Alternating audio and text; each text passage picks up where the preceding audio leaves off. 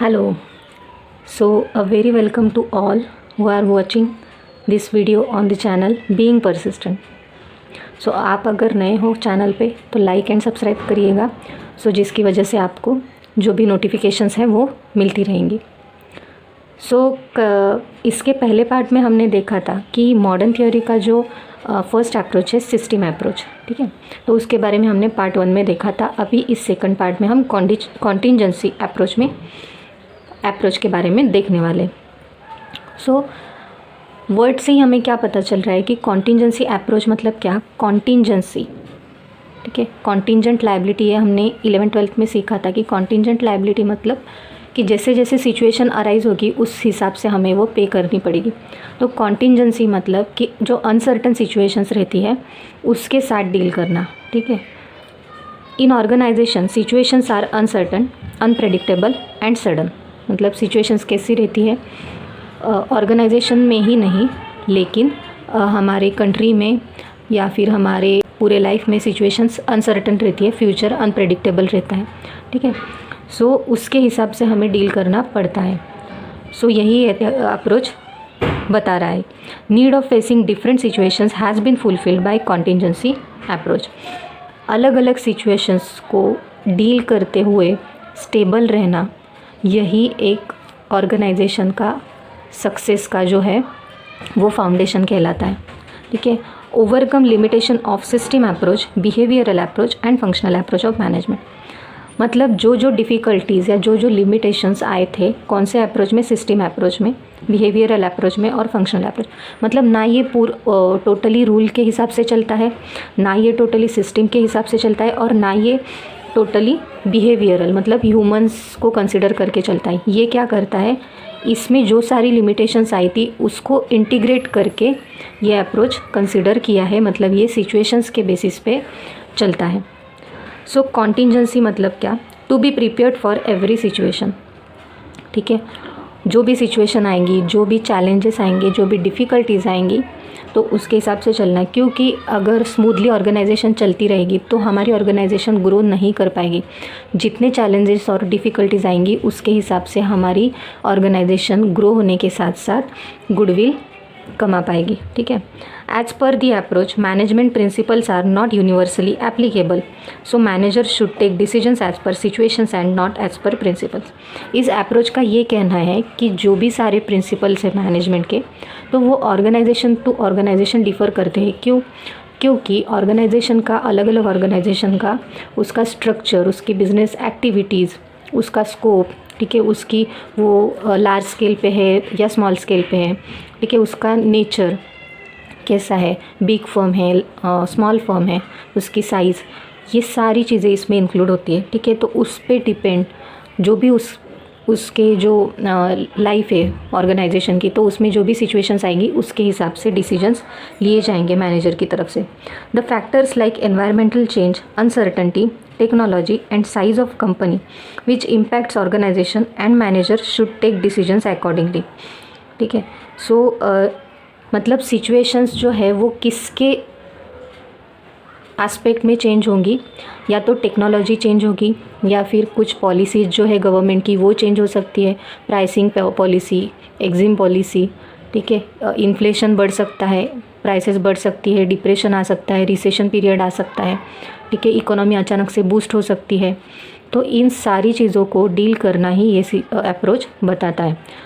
Suppose अगर inflation मतलब prices बहुत ज़्यादा बढ़ गई हो, ठीक है, मार्केट में, तो फिर ऑर्गेनाइजेशंस जो है अलग अलग, तो वो क्या ट्राई करेगी कि हमारी ऑर्गेनाइजेशन कैसे कम कॉस्ट में प्रोड्यूस कर सके अपना प्रोडक्ट, ठीक है। उसके लिए क्या क्या टेक्निक्स एंड टेक्नोलॉजीज़ यूज़ की जा सकती है जिससे हमारे कस्टमर्स हम हमारे कस्टमर्स को बना के रख सकते हैं, ठीक है।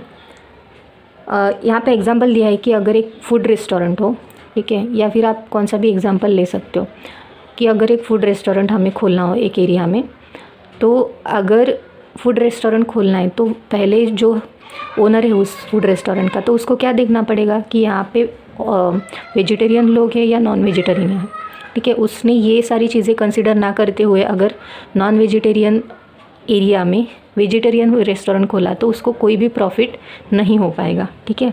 तो सिचुएशन के हिसाब से उसको क्या करना पड़ेगा, अपनी बिजनेस एक्टिविटी चलानी पड़ेगी। अभी इसके फीचर्स हैं कि ये कैसी है, बेस्ड ऑन सिचुएशन है। प्रोवाइड सॉल्यूशन, मतलब ये ओनली प्रॉब्लम को ही फोकस ना करते हुए क्या करती है, नई नई स्ट्रैटेजीज़ और टेक्निक्स ढूंढती है सॉल्यूशन पाने के लिए। इंटर रिलेशनशिप, मतलब मैनेजमेंट और जो भी बाहर का एनवायरनमेंट है, ठीक है, मैनेजमेंट रहा, एनवायरनमेंट या फिर जो भी बाहर के जो हमारे क्लाइंट्स है, ठीक है, debtors, creditors, government, bank institutions, ये सारे कुछ जो है ये क्या है, इंटर रिलेटेड है, एक दूसरे पे डिपेंड है, ठीक है। स्ट्रक्चर्ड एडेप्टेबिलिटी, एडेप्टेबिलिटी का मतलब ही क्या है कि सिचुएशंस के साथ खुद को डील करना, उसके साथ चलना, ठीक है। प्रैक्टिकल अप्रोच, प्रैक्टिकल अप्रोच मतलब कि कंपटीशन में टिके रहने के लिए ये क्या करती है, प्रैक्टिकल अप्रोच, मतलब ओनली रूल्स एंड रेगुलेशंस या पॉलिसीज़ को फॉलो ना करते हुए जैसी जैसी सिचुएशन अराइज होगी उसके हिसाब से डिसीजन लेती है।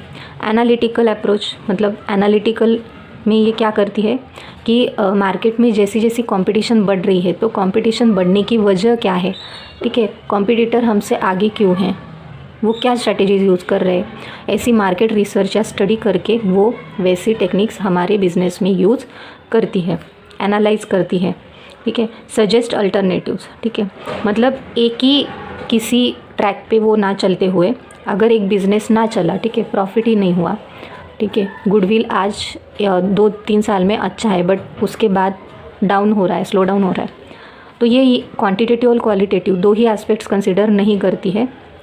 अगर सपोज़ एक एरिया में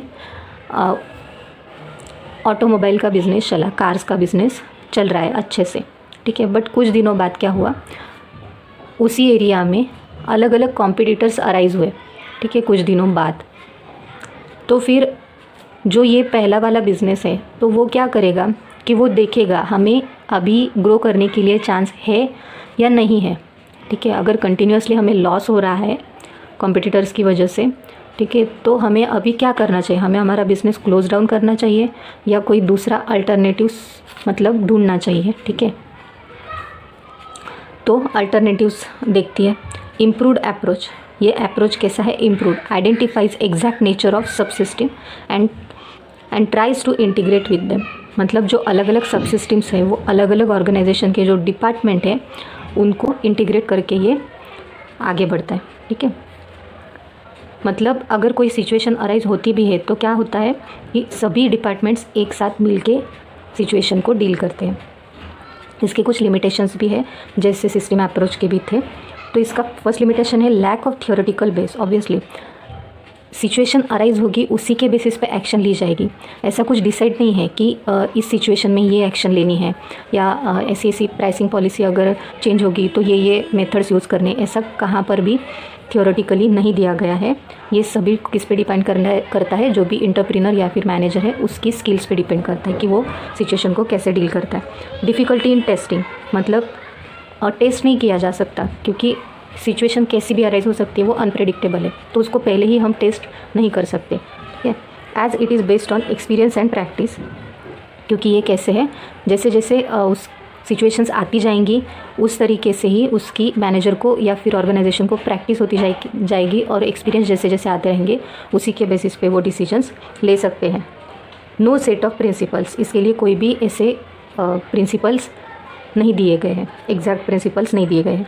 लिमिटेशन ऑफ प्रोएक्टिवनेस, प्रोएक्टिवनेस मतलब awareness of manager and ability to decide in advance, मतलब कि अगर सपोज़ कोई भी सिचुएशन अराइज होने वाली है तो उसका मैनेजर को पहले ही अवेयर होना, मैनेजर का पहले ही अवेयर होना या फिर उसके बारे में पहले ही प्रेडिक्ट करना कि हाँ इस सिचुएशन में अभी हमें ये करना होगा, ठीक है।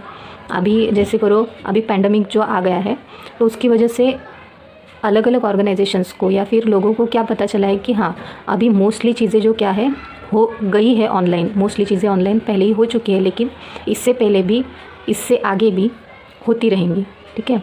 तो इसके लिए ऑनलाइन बिजनेसेस जो है उसको ज़्यादा अभी स्कोप है, ठीक है। तो इस तरह से जो है पहले ही एडवांस में कुछ डिसाइड करना। Tedious, requires complete analysis of situation, manager do not always have time to go through all requirements, मतलब जो भी फॉर्मेलिटीज़ है, लीगल रिक्वायरमेंट्स है, या फिर कुछ भी जो सिचुएशन को डील करने के लिए जो भी रिक्वायरमेंट्स होती है, उसके लिए हर वक्त मैनेजर के पास टाइम नहीं होता कि हाँ ये करना है, ये करना है, इतना ज़्यादा टाइम उसके पास नहीं होता है। तो उसको क्या करना पड़ता है, सिचुएशन का एनालिसिस करना पड़ता है, ठीक है। और उसके हिसाब से एक सिचुएशन पे डिपेंड अगर कुछ उससे कुछ रिज़ल्ट निकल आए तो उसके बेसिस पे हम दूसरी सिचुएशन का जो है कुछ प्रेडिक्शन लगा सकते हैं। तो ये मोस्टली क्या है, टेडियस है, ठीक है, डिफ़िकल्ट है, थोड़ी क्रिटिकल है। सो इस तरह से हमने आज कॉन्टीजेंसी अप्रोच भी कंप्लीट कर दिया है। तो होप कि आपको मॉडर्न थ्योरी ऑफ मैनेजमेंट अच्छे से समझ में आ गई होगी। इसके दो अप्रोचेस हैं वो भी अच्छे से समझ में आ गए होंगे। सो अगर कोई डाउट हो तो प्लीज़ कमेंट में लिखिएगा। And thank you so much for watching.